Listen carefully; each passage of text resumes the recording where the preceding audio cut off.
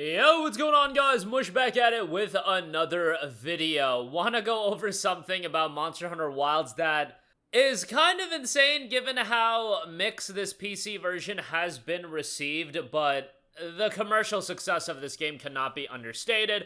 We'll talk about that, and also Capcom has posted a community message. They posted this a couple of days ago, but it goes over some of the things that they are working on in terms of community feedback and whatnot, so we'll get to that in a little bit. But as noted, Monster Hunter Wilds, the biggest launch week in dollar sales since Black Ops 6 in October, #1 on PlayStation 5, PC, and Xbox, and in the United States, PC was the lead platform, so the most amount of sales that Monster Hunter Wilds generated was on PC, and Wilds is the type of game that, very much does resonate with PC gamers. This style of game is right up a lot of PC players' alley, so I'm not surprised it did all too well. It is insane to think about how mediocre the PC version is, and a lot of people suggesting that the PlayStation 5 Pro is the best place to play this game, and yet the game is still doing incredibly well on PC. I would argue it's kind of insane that Capcom hasn't attached more resources towards their PC development.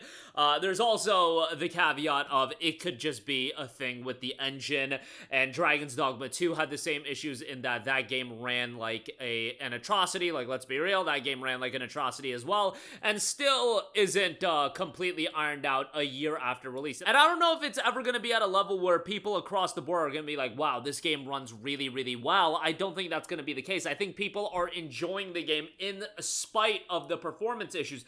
And that's what a lot of PC gaming, as far as the bad ports go, comes down to on launch day and launch week. It's you just enjoying the game in spite of a lot of performance issues. Yes, you'll have a significant amount of games, don't get me wrong, come out with no performance issues. Kingdom Come Deliverance 2, Dynasty Warriors Origins, Avowed, in my experience, ran really well. But it's a not insignificant amount that also comes out with a litany of issues. I'm looking at you, Spider-Man 2, Monster Hunter Wilds, Rise of the Ronin, so on and so forth, that, you'll just have to enjoy those games in spite of the performance issues. And Monster Hunter Wilds is exactly that. I think fundamentally people assess this game for being so good that some bad textures, some bad visuals here and there, performance issues, a couple crashes here and there. I don't think that's gonna deter people. Yes, there will be it runs fine on my PC, Bandit's out there, but is it really running fine on their PC? And the question has to be asked, what is fine? Everybody's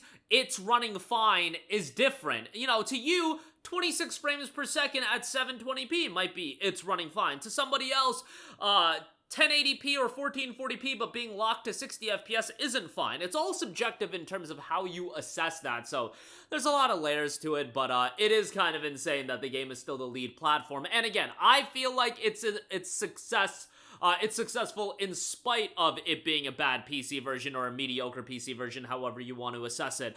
I think if the Steam reception was at overwhelmingly positive, it would do even better. But are they incentivized to make it better? I don't know. I think this is more of an issue tied to the engine, and it's just like we see this in so many games these days that I'm at a loss for words and how to explain it, because there's games that you would think they would have all the funding in the world. You'd think they would have all the resources in the world to make sure they would be of high quality. You would think Monster Hunter Wilds would be like that. You would think Spider-Man 2 would be like that. Games that have so much backing behind it that you would think that they would be well optimized. And I'm sure there's a lot of layers to it. I'm sure there's a lot of nuance to it. But it's just odd to me that some games are technically impressive and are incredibly well optimized, and then other games, they can be technically impressive. They have incredible backing attached to them as well, like a Sony, a Capcom, games that are going to sell north of 1 million copies or millions and millions of copies, and they end up being trash, like Monster Hunter Wilds, like Spider-Man 2, and so many other games. Why was Last of Us Part 1 an absolute pile of dog crap? Like, Last of Us should have been a game that you would think it would be, attached significant budget to. Star Wars Jedi Survivors, so on and so forth. I can go on and on about these games that you would think would have the absolute muscle behind them in terms of making sure they're well optimized and at a level that people would be happy with, and it's just not the case. So It's just wild to me, no pun intended, but even with that, Monster Hunter Wilds is going to do exceedingly well. But in the case of Wilds, it's doing well in spite of all of the issues. You look at games like Last of Us Part 1 and Spider-Man 2, like I said, those games, I do believe their performance was hampered, not only, you know, technically, but also from a commercial standpoint. So there's no benefit of like, let's just make this PC version a pile of crap. No, you would rather make it good. I just think with Capcom, they're handcuffed by something, whether it be the engine, because we saw the same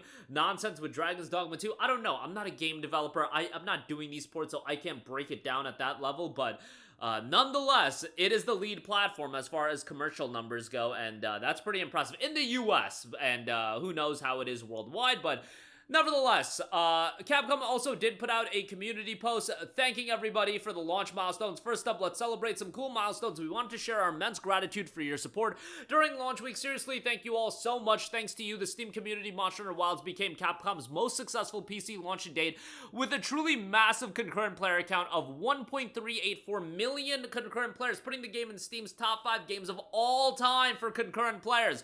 By comparison, Monster Hunter World had a peak of 334,684, so that's quite the jump. Yeah, damn near 5x. Do keep in mind that Monster Hunter World did come out with a 7-month delay, Wild's day and date on PC, which I think is definitely beneficial. Monster Hunter Wilds also hit a milestone of over 8 million copies sold across all platforms in just the first 3 days. That's a staggering number, just an insane number, which has left us truly humbled by such amazing support. And now, they're talking about patches, fixes, and community feedback. Speaking of next steps, let's talk about what we've addressed since launch and what's next on the community feedback front. Since launch, you've probably already seen us deploy a couple of patches that address priority issues such as progression blockers, game stability, gameplay bugs. These were, in the grand scheme of things, relatively quick fixes, allowing us to move quickly and address them thanks to player reports. The team are currently working through other known issues, including network errors, crash issues, and more. A list of currently known issues is also linked, and there's quite a lot as far as all the issues that they are working on. They're also talking of free quests that are going to be rolling out, and then the first 2 free title updates in the spring. That's where the first free title update will come out, a new monster, additional updates and event quests, and then the second free title update will be coming out in the summer. A new level of challenge will also be dropping, a place to gather, and quest complete. We'll see you next time, and that was the wrap-up of the post. A lot of updates to come with Monster Hunter Wilds. I think as far as the PC performance, is it going to get better? Yes, but I don't think it's going to get to a level where all of a sudden everybody is incredibly happy with the performance. I think with Wilds, you just gotta accept it for what it is. I think a lot of people got duped by the benchmark, which I said from the get-go, people were finna be duped by the benchmark. People were finna get duped by the system requirements as well, which thankfully Capcom adjusted, but it is what it is. Like, honestly, guys, these days, if you're excited for any game, if you're excited for Assassin's Creed Shadows, if you're excited for, I don't know, I'm really excited for Claire Obscure Expedition 33, I'm not trying to throw any of these games under the bus, but for your own sanity, I would go in with a level of pessimism just across the board that every PC game is gonna run underwhelming, because it's really, at best, like, a 40% chance, and that's a conservative number, a 40% chance that a game's gonna be, lacking as far as its PC optimization. That's just the reality of and 40% sounds like a pretty significant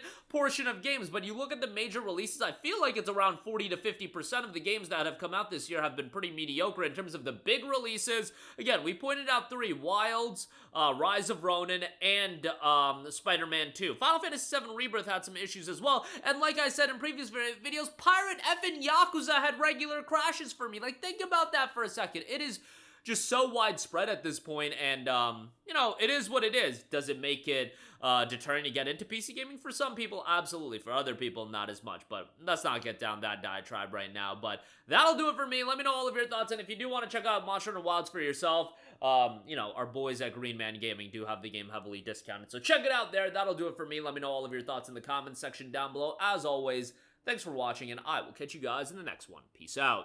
Hey, what's going on, guys? Mush here again. Hope you enjoyed the video. As you guys might know, YouTube's notification system is sometimes a little bit wonky, even if you're subscribed to the channel. Maybe you're not abundantly aware that I uploaded a video. To remedy that situation, make sure you hit the bell notification button. This way, whenever I upload a new video, and I try to upload as consistently as possible, you will be notified directly of the upload, and you can watch it as soon as it goes live. I would really appreciate if you guys hit that button so you can stay up to date with all of the content I'm posting. But as always, guys, thanks for watching, and I'll catch you guys in the next one. Peace out.